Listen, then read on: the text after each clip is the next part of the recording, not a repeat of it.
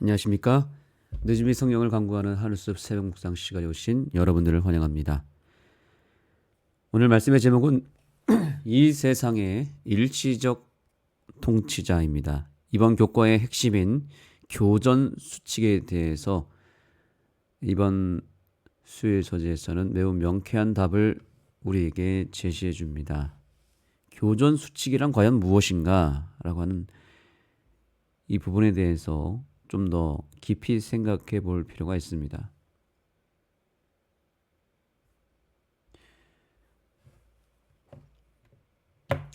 이 교전 수칙은 적, 즉 마귀와 그의 무리의 행위를 제한할 뿐 아니라 대적의 관할권에서 일어나는 악을 제거하거나 경감시키려는 하나님의 행동도 일정 기간 제한한다.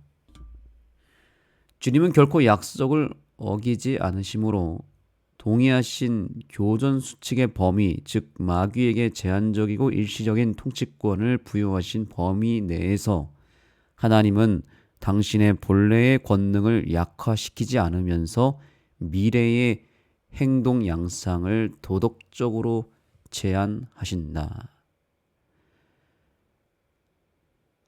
하나님께서 단번에 사단과 그 세력을 처단하지 않고 정해진 원칙과 권한 속에서 교전 수칙을 세우시고 그 싸움의 그 한계의 범위 안에서 링 안에서 싸울 수 있는 기회를 주셨다는 것입니다.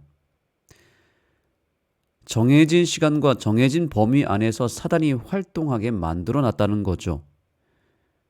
왜 그렇다면 하나님은 굳이 이렇게 사단을 죽이지 않고 처단하지 않고 여전히 오늘 이 순간까지도 사단이 활동하도록 그 반경을 정해 주셨을까요?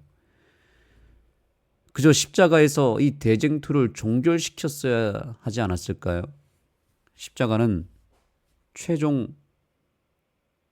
최종적인 승리와 최종적인 패배가 결정된 사건이잖아요.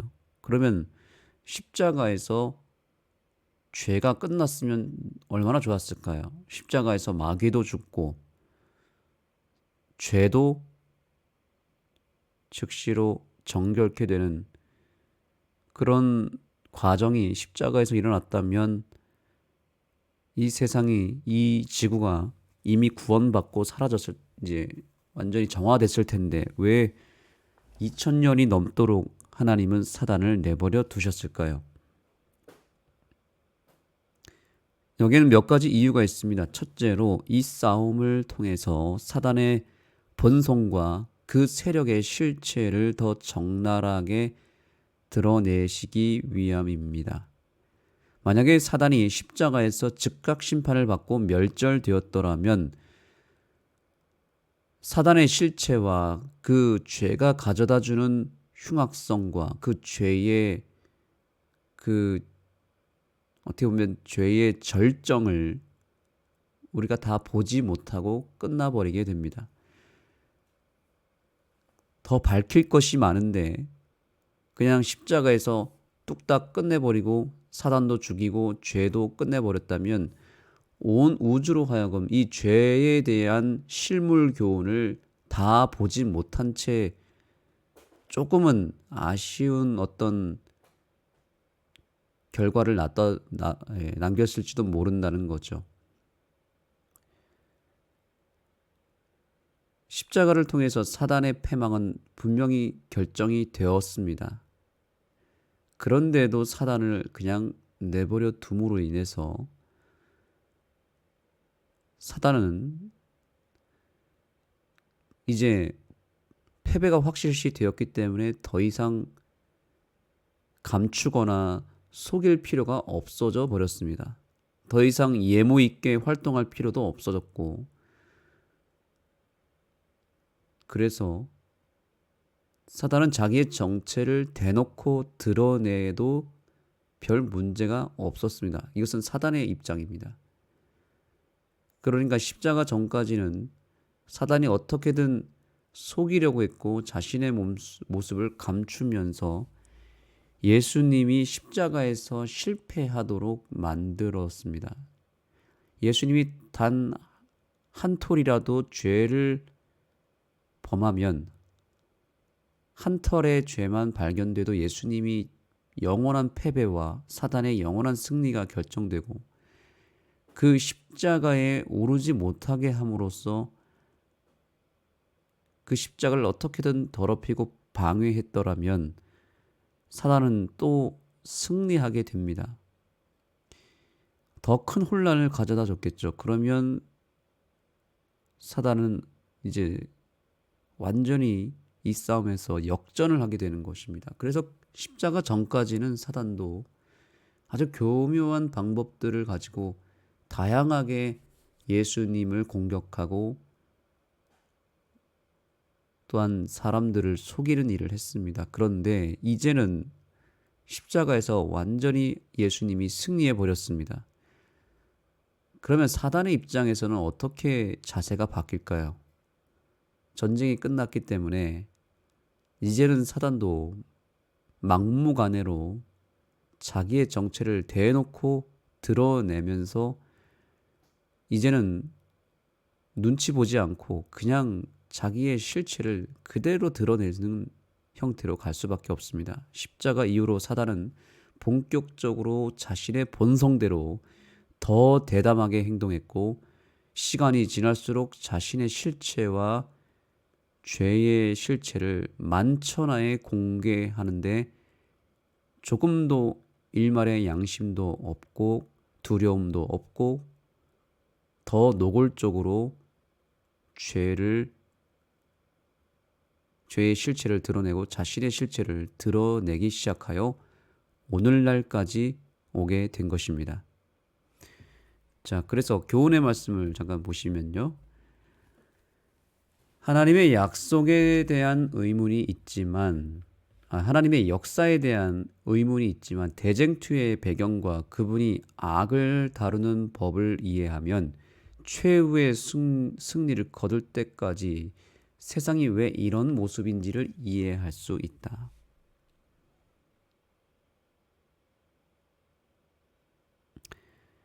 이 세상에 이해할 수 없는 일들이 자꾸 벌어지고 점점 난장판이 되어가고 죄의 흉악성이 그 절정으로 치닫는 세상을 우리가 지금 살아가고 있습니다. 사단이 그야말로 우는 사자처럼 삼킬 자를 찾으며 발악하고 있습니다. 이제 그 모든 의문이 풀립니다. 대쟁투의 끝이 다가올수록 사단의 실체를 온천하에 드러내고자 하나님은 사단을 십자가 이후에도 내버려 두셨습니다. 물론 위험을 감수하고 내버려 둔 것입니다. 사단은 더 강해지고 더 세게 더 교활하고 더 지저분하게 이 세상을 지금 흔들고 더럽히고 하나님의 백성들을 괴롭힙니다. 그럼에도 불구하고 하나님은 그렇게 해서 사단의 그 실체를 온 천하에 드러냄으로써 사단의 주장이 정말로 틀렸다는 것을 이제는 온 천하가 알게 되고 온 우주가 알게 된 것입니다. 죄의 흉악성을 더 선명하게 깨닫게 함으로써 다시는 이 세상에 죄가 발생하지 않도록 하기 위해서 하나님은 그 죄의 끝을 다 보여주시고자 하셨던 것입니다. 이미 한 번 죄가 발생했기 때문에 이왕 발생한 것, 그 죄가 정말 어디까지 내려가는지, 어디까지 최악으로 치닫게 되는지를 보여주는 것이죠.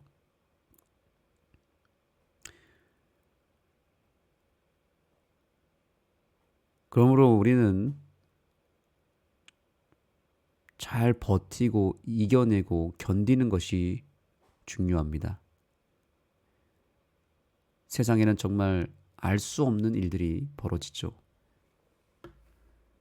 사람들은 왜 이 세상이 이 모양 이 꼴이냐고 물어봅니다. 왜 세상에 범죄가 많고, 왜 세상에 악한 일이 벌어지고, 왜 가난과 재난과 여러 고통들이 존재하는가라고 하는 질문을 던집니다. 하나님이 정말 살아계시다면 왜 세상이 이렇게 어지럽고 왜 사단은 저렇게 활동하고 있나요? 라고 물어봤을 때 우리는 어떻게 대답을 해야 되겠습니까?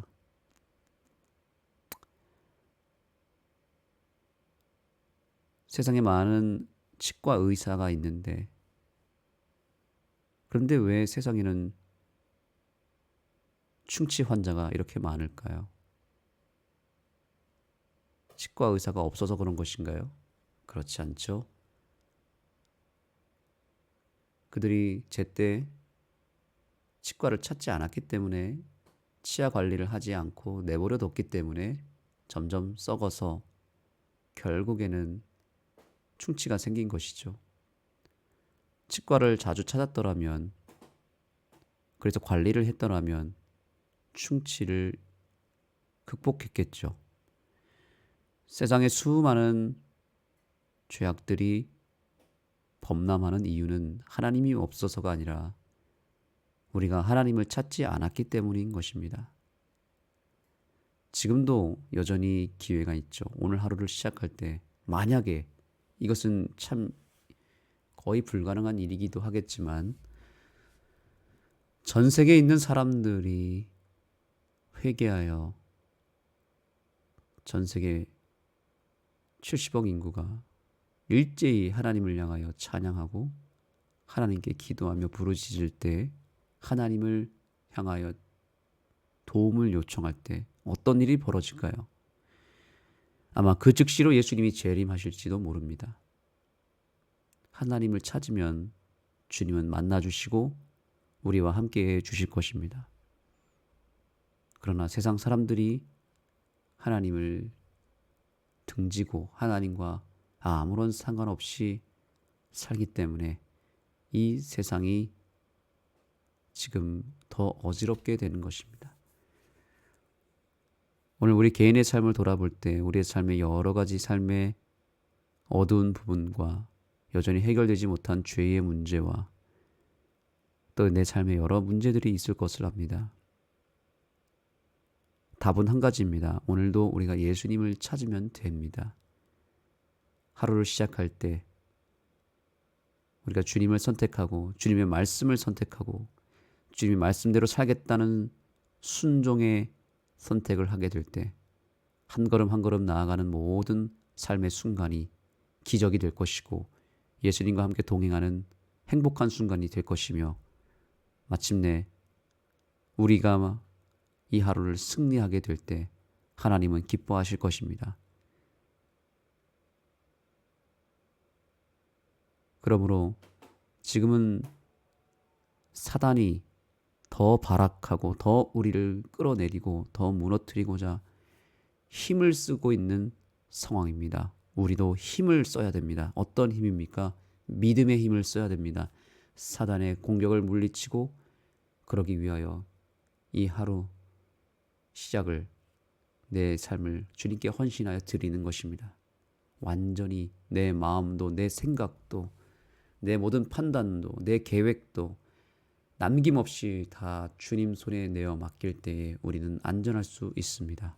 기도하시겠습니다. 하나님, 하루를 시작하는 이 순간 하나님 말씀을 통하여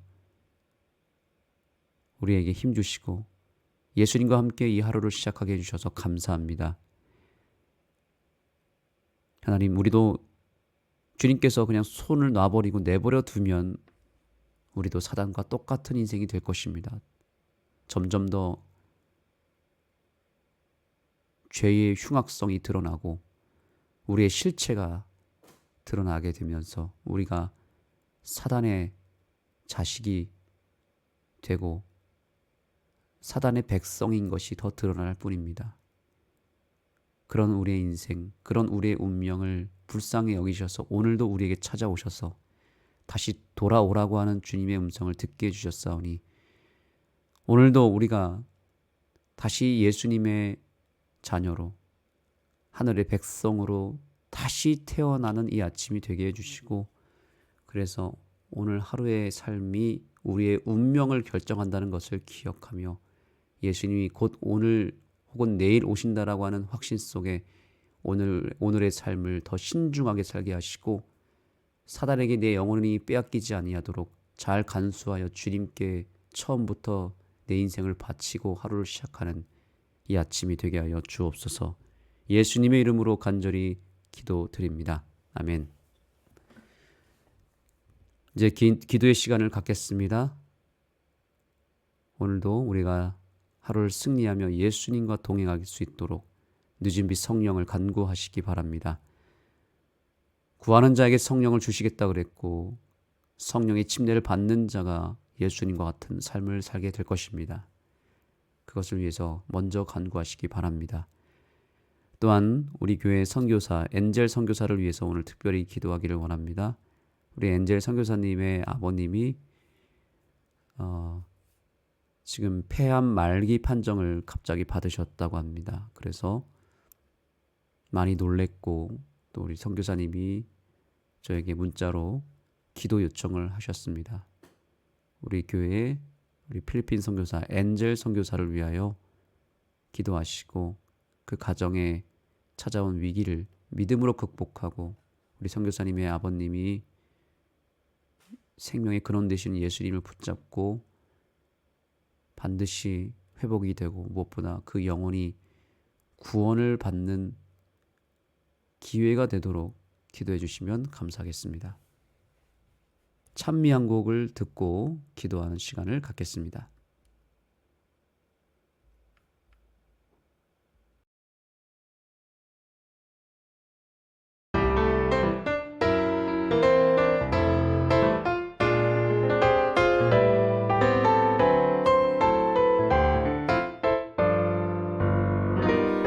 하루를 시작할 때 어려움을 만날 때 말할 수 없는 고민도 주님께 물어요.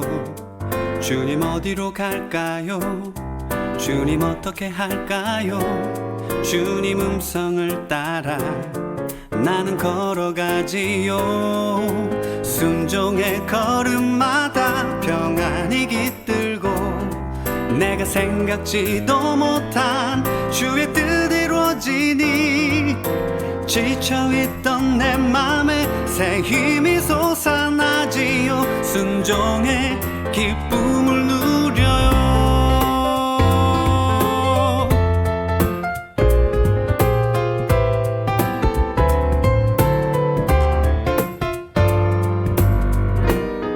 하루를 시작할 때 어려움을 만날 때 말할 수 없는 고민도 주님께 물어요.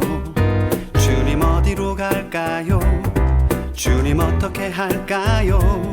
주님 음성을 따라 나는 걸어가지요.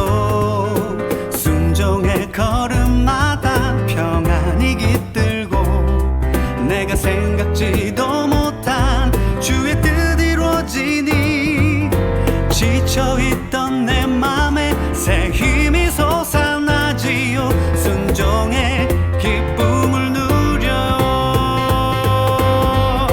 순종의 걸음마다 평안이 깃들고 내가 생각지도